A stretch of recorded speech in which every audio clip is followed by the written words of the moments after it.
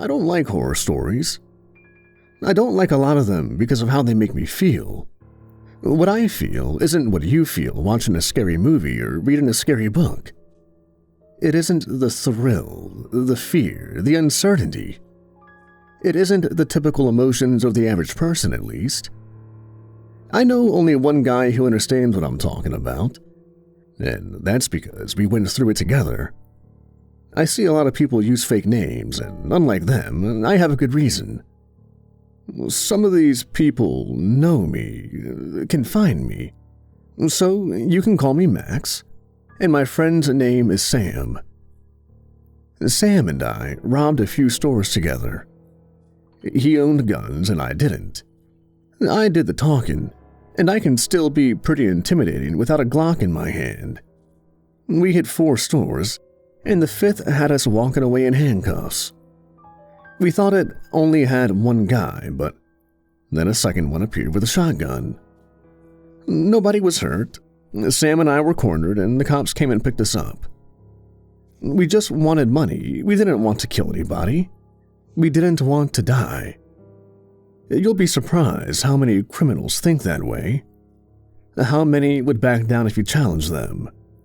But still, not nearly enough to take that chance.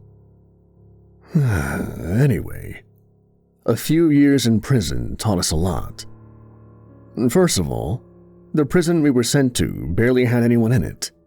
That should tell you that Sam and I aren't American, but that's all I'll give you. Most of the prisoners were getting on in years. There were 2 guys younger than us, but they just kept to themselves, messed around in the yard, that kind of thing. The older ones read and stared at their feet. Most were like Sam and I, just bored out of our minds, knowing we could be doing something better with ourselves. The funny thing is, I was kinda hoping for a movie moment. Classic prison dialogue or a fight with one of the inmates, something. I guess a combination of regret and frustration was all we felt at the time. I didn't leave prison with some inner sense of peace or a better attitude for the future. I didn't leave angry and ready to take my revenge on the world either. I just felt like it was one big waste of time. Sam left nearly a year after me. I visited, I picked him up, and we were driving back to a shared apartment when I finally told him I was done with the illegal work. I found a job that was making me some decent money, thanks to another friend. There was also a place for Sam, but I don't think he ever completely accepted that idea. I think he felt a bit lost after he left prison. Sam didn't get a job. He just hung out at my place, getting his head straight. I couldn't blame him. Instead, I thought I'd show him a bit of fun to help get him hopeful about the future. A trip down to the sea. I rented a cheap place on the internet, borrowed a car, and had enough money for beer. There were bound to be a few hot chicks at the beach, too. Even if you didn't have the guts to talk to any of them, I sure as hell did, and I could use a little fun. I'd never driven down to the coast before, but had been there with my parents. Sam had never been down there, so for him, it would be an eye-opening experience. I'd like to say the drive was an easy one, but I think we both felt the toll it took on us after the first 3 hours. Eventually, we were out on this thin road heading along the sea, sand on both sides, but only one had the ocean. You can guess where we kept looking. Well, what do you think? Is that not the best-looking view you've seen in your entire miserable life? I asked him. It's something all right, he said calmly, but I could tell he was blown away. It's something all right, I repeated. It's better than all right. It's incredible. Do you ever get tired of staring at that same brick wall outside your apartment building?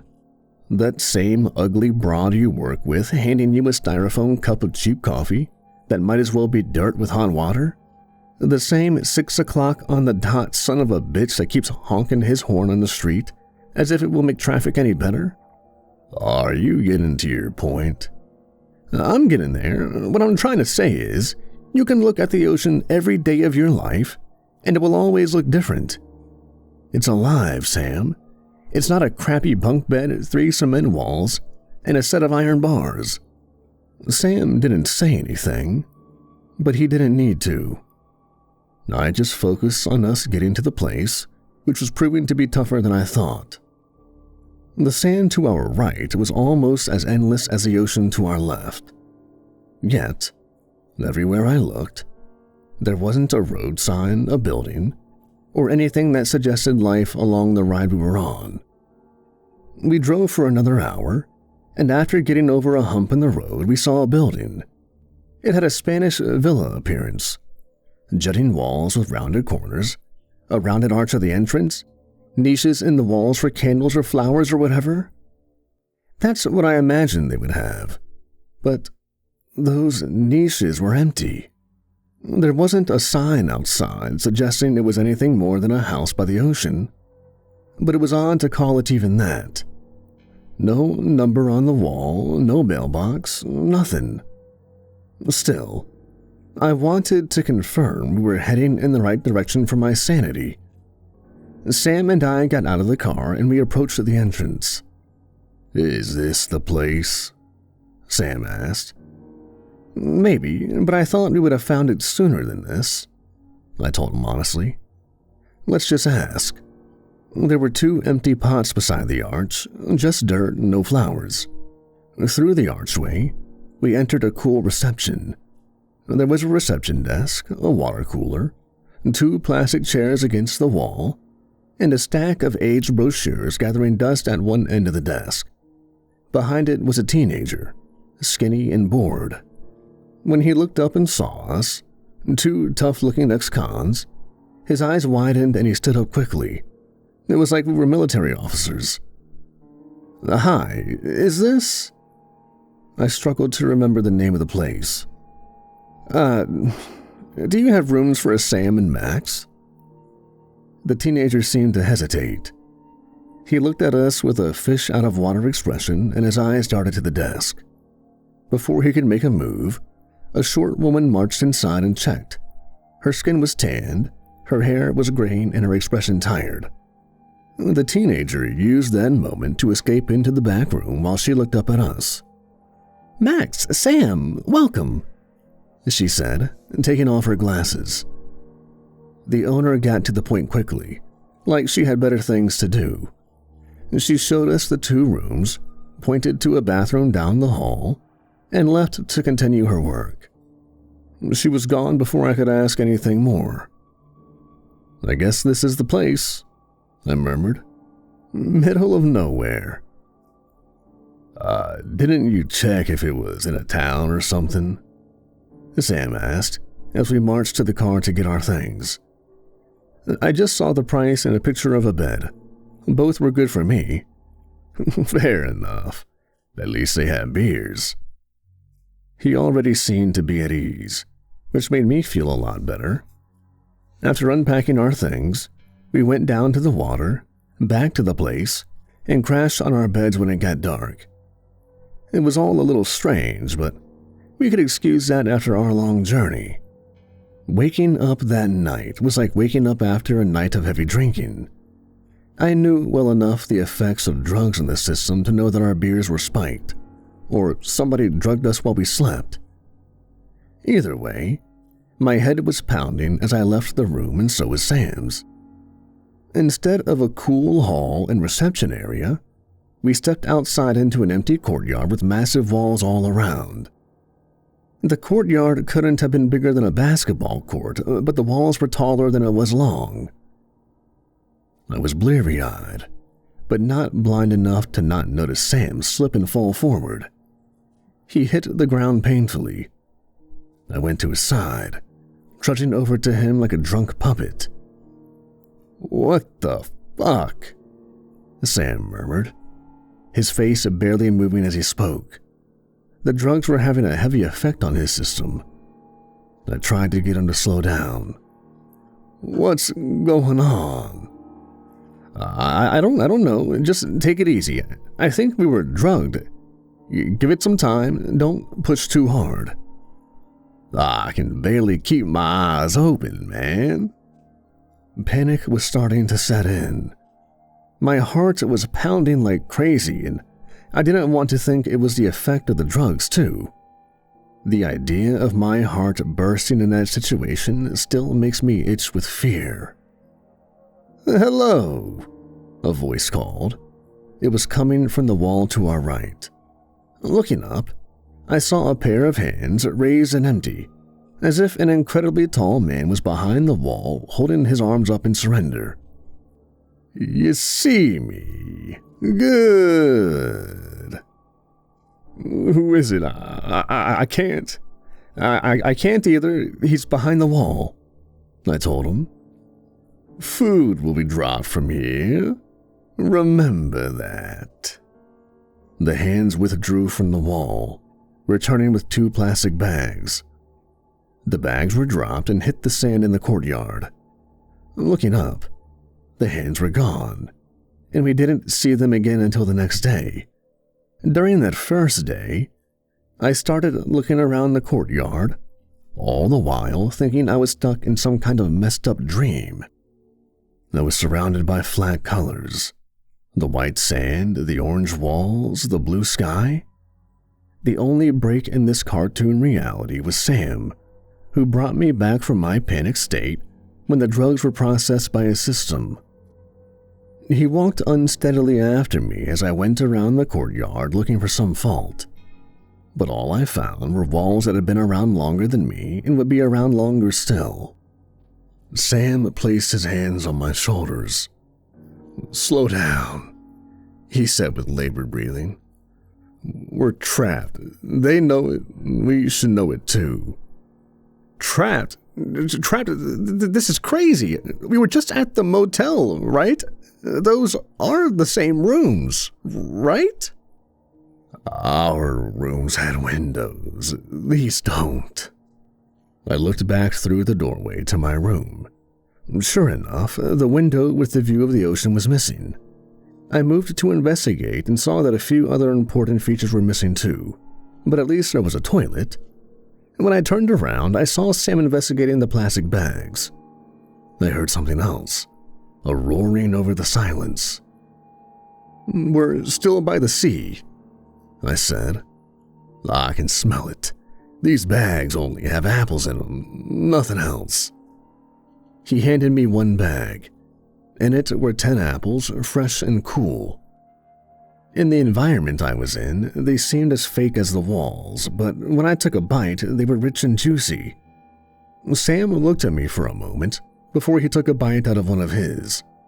I didn't even consider if they were poisonous, but he did. Part of me still wanted to believe I was dreaming. I sat down against the wall and tried to make sense of it.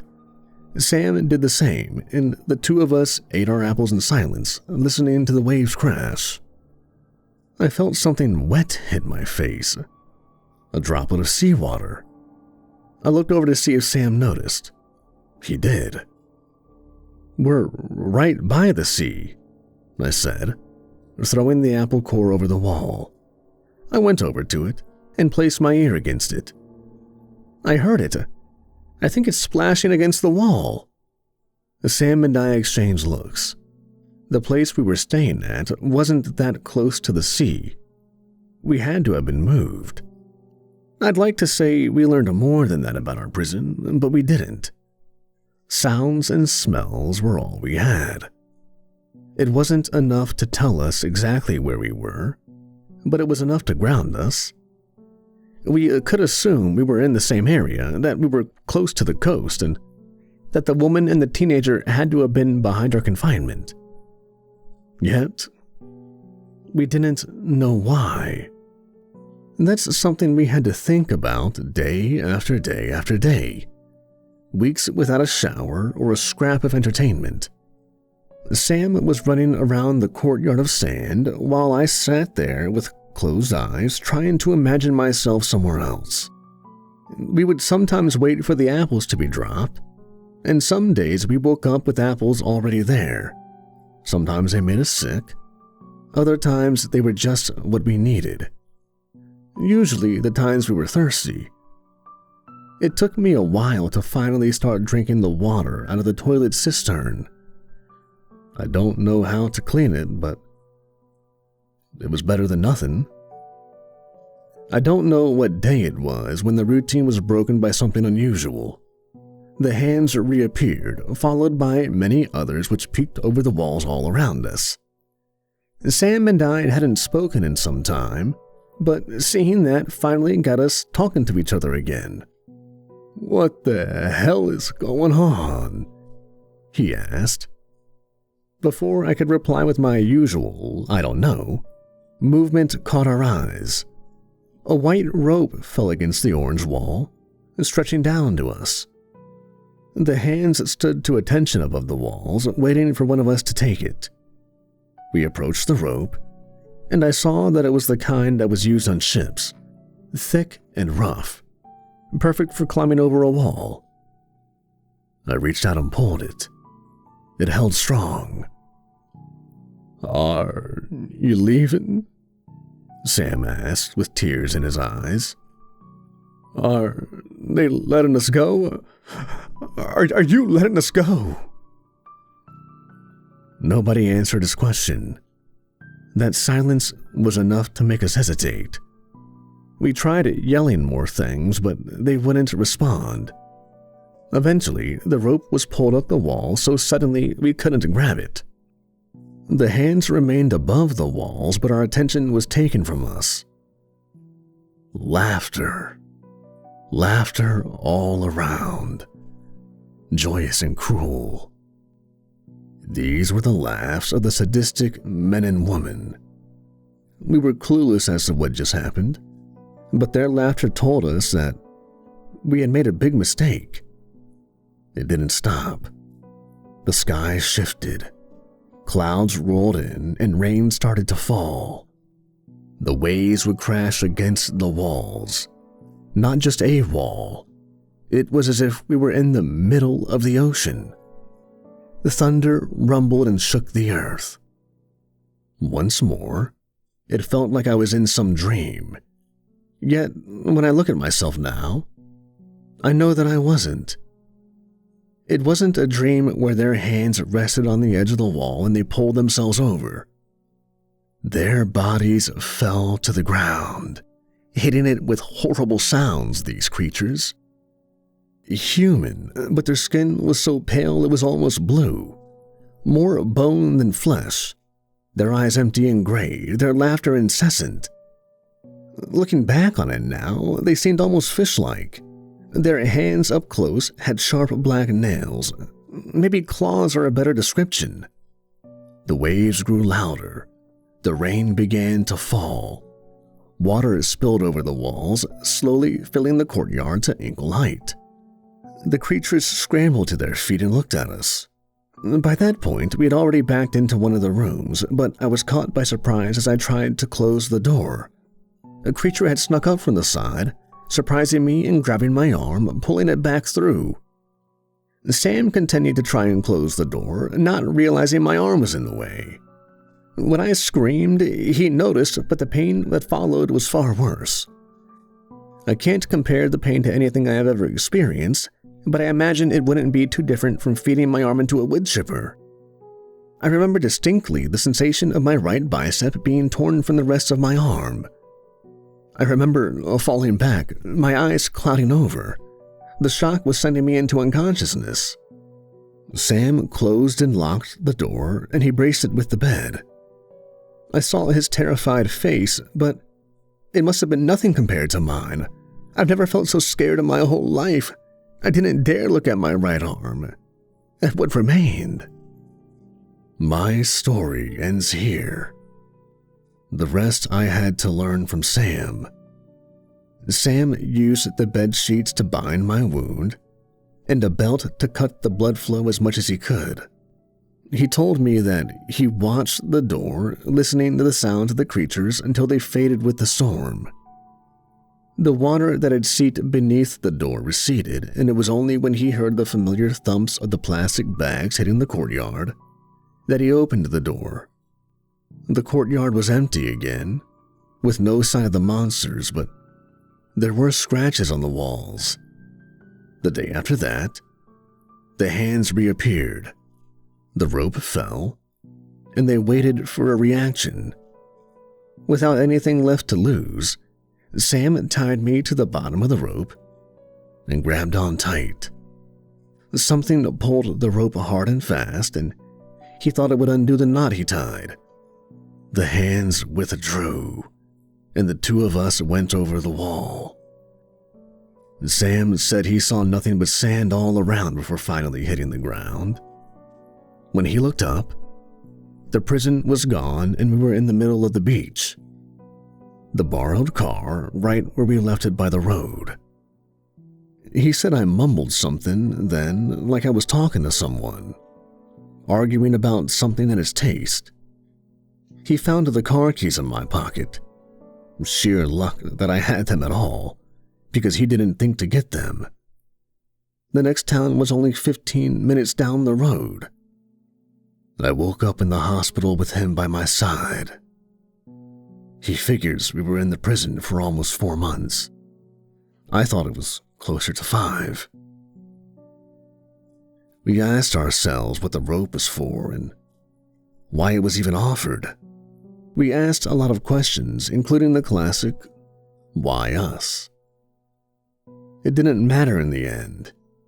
We got out, mostly intact. We think maybe we got lucky too. Had we never gone to an actual prison, maybe we would have found those months to be a true hell. Maybe we would have turned against each other or something worse. And maybe we would have never stuck around long enough for our captors to offer us a way out. I think they did that because they wanted us to make a decision to stay or to leave. I guess there's a lesson in that. If there is a way out of hell, take it without hesitation.